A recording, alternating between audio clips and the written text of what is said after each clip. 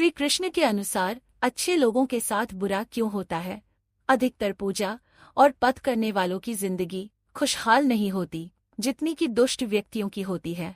ये सब देखने के बाद आपके मन में भी ये सवाल जरूर उठा होगा, लेकिन अच्छे लोगों के साथ ही बुरा क्यों होता है? लेकिन आज के समय में नए जनरेशन के लोग इस बात को नहीं मानते। इसका सबसे बड़ा कारण ये है कि वे धर्म ग्रंथों को पढ़ते नहीं है या फिर लिखी बातों पर विश्वास नहीं करते। श्री कृष्ण ने कहा कि मनुष्य को फल की इच्छा छोड़कर कर्म पर ध्यान देना चाहिए। श्री कृष्ण के मुताबिक मनुष्य जैसा कर्म करता है उसे उसी के मुताबिक फल मिलता है। श्री कृष्ण ने कहा कि कर्म ही पूजा है और कर्म ही भक्ति है।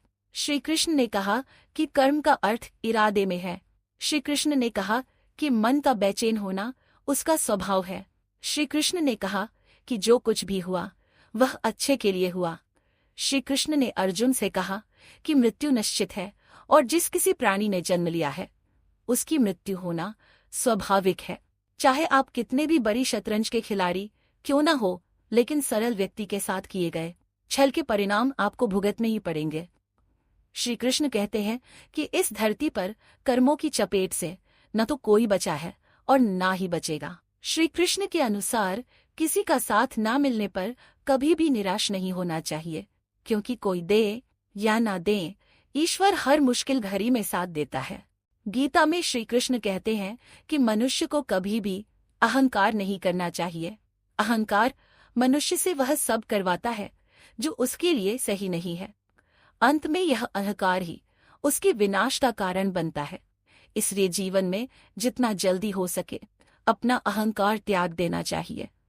गीता में श्री कृष्ण कहते हैं कि किसी भी इंसान का पतन उस समय शुरू हो जाता है जब वो अपनों को गिराने की सलाह गैरों से लेना शुरू कर देता है।